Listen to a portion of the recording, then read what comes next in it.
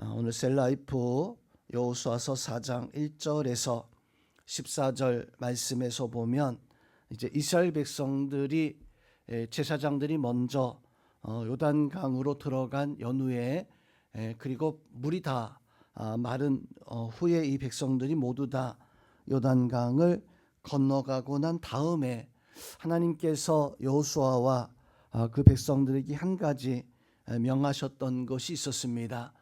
바로 제사장들이 서 있던 그 요단강 한 가운데 그곳에서 각 지파의 수대로 12개의 이제 돌을 택하여서 취하여서 그것을 이제 어깨에 메고 이제 유숙하는 곳으로 가져오라라고 이렇게 명령을 하게 되어집니다.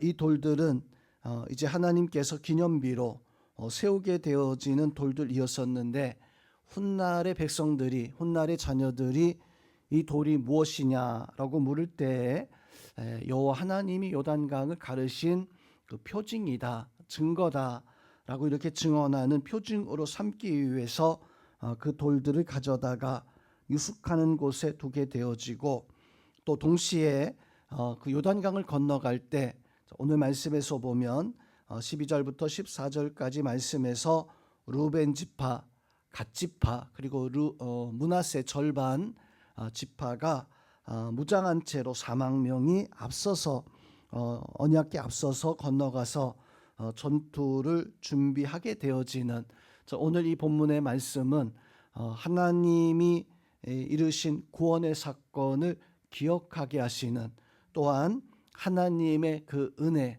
하나님의 역사에 순종하고 그의 신앙을 보존하기 위한 어떤 가르침과 역사가 있었던 사건이었습니다.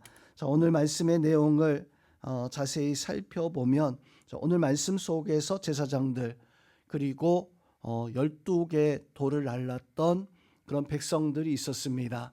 또 그렇게 돌을 날랐을 때 그것을 이제 자손들에게 알려주라, 그 자손들에 대한 기억해야 되는 말씀이 오늘 본문의 말씀 속에 증거되고 있습니다.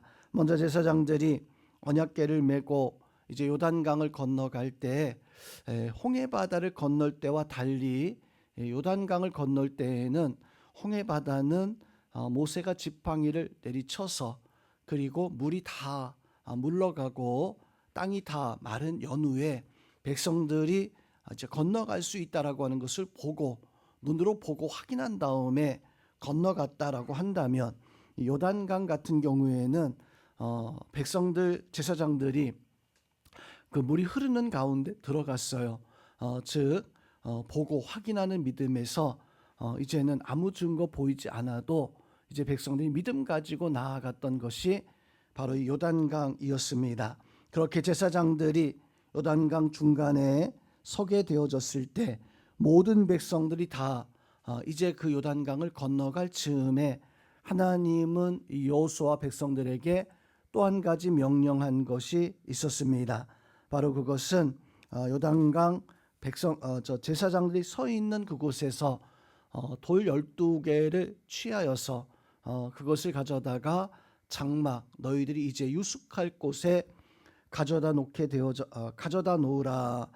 그렇게 하나님께서 명령한 그 명령대로 이것을 가져다 놓게 되어질 때 자녀들이 이 돌이 도대체 무엇이냐라고 묻거든 이것은 여호와 하나님께서 너희 조상들을 요단강을 이렇게 마르게 하고 건너가게 하셨던 그 증거를 삼기 위한 표징으로 가져갈 것을 명령을 하게 되어집니다.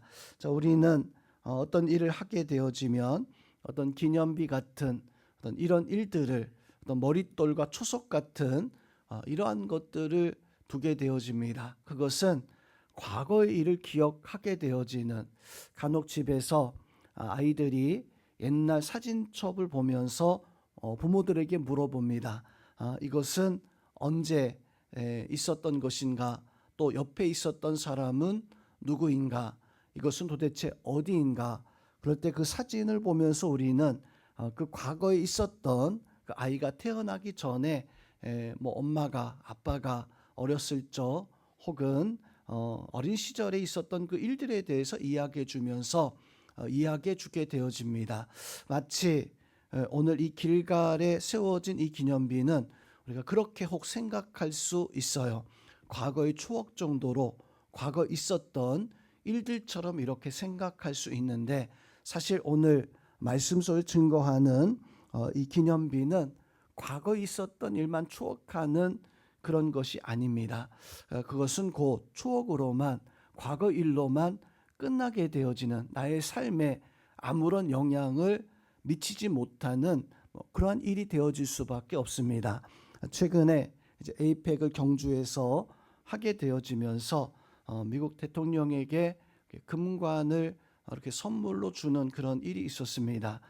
그것은 한 수천 년 전에 우리나라 왕이 썼던 것의 어떤 모형, 어떤 그것을 본따서 만든 것이지만, 최근에 어떤 경주의 박물관에 그 금관들이 5개가 전시되면서 많은 사람들이 다른 때와 달리 몰려와서 그 한꺼번에 볼 수 있는 것을 보면서 과거의 그 역사를 자랑스러워하는 그런 모습들을 가진다라고 하는 뉴스를 들은 적이 있습니다.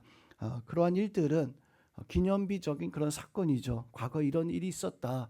왕들이 이런 왕관을 쓰면서 그렇게 통치했다. 근데 성도 여러분, 오늘 이 길갈의 기념비는 단순히 과거 일만 기억하는 것이 아니라 지금도 그 하나님이 역사하고 있다라고 하는 것을, 그것을 백성들에게 깨닫게 하기 위한, 지금 내가 믿고 있는 하나님이, 그 하나님이 우리의 아버지, 또 그 할아버지, 또 성경에서 보면 자녀들에게 교육하기를 그 하나님은 아브라함의 하나님, 또 이삭의 하나님, 야곱의 하나님, 이렇게 교육하는 것처럼 오늘 길갈의 기념비는 단순히 백성들에게 과거 일만 기념하는 사건이 아니라 지금 우리에게 역사하시는 그 하나님이 과거에도 똑같이 역사하셨고, 그 하나님은 살아 역사하시는, 살아서 우리와 함께 하신 하나님이시다라고 하는 것을 직접적으로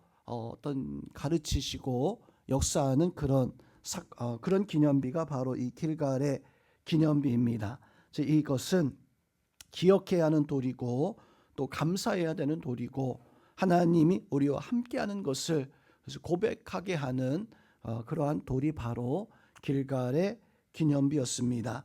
오늘 이러한 기념비의 역사가 또 우리의 그 어떤 신앙 속에서 길갈과도 같은 그런 은혜가 우리 가운데 있어야 됩니다. 즉 우리도 신앙생활을 살아가는데 우리가 과거에는 나도 열심히 기도했고, 나도 과거에는 이런 신앙의 역사가 있었어라고 하는 것을 간증하고 고백합니다. 그런데 그런 간증과 고백이 과거 일로만 그치는 것이 아니라 지금도 그런 신앙의 역사가 우리 가운데 있어야 돼요.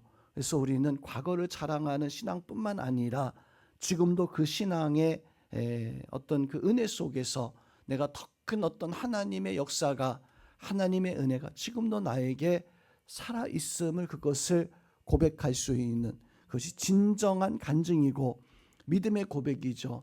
아무리 과거에 큰 역사가 있다 할지라도 지금 내가 그 은혜를 다 소멸해 버렸다면 그것은 아무런 역사가, 아무런 능력이 되어질 수 없을 것입니다.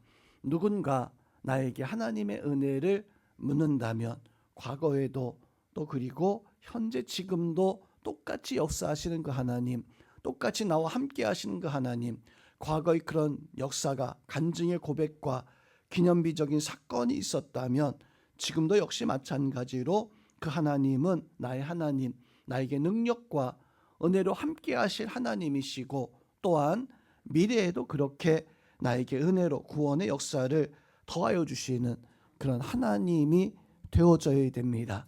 여러분의 신앙 안에 과거를 추억하는 신앙뿐만 아니라 지금도 나에게 살아 역사하시는 하나님이 여러분과 함께 할 수 있는 그런 은혜가 있기를 주님의 이름으로 축원함을 드립니다. 자, 오늘 말씀 속에서 우리는 어떤 하나님의 모습을 만나게 되어집니까?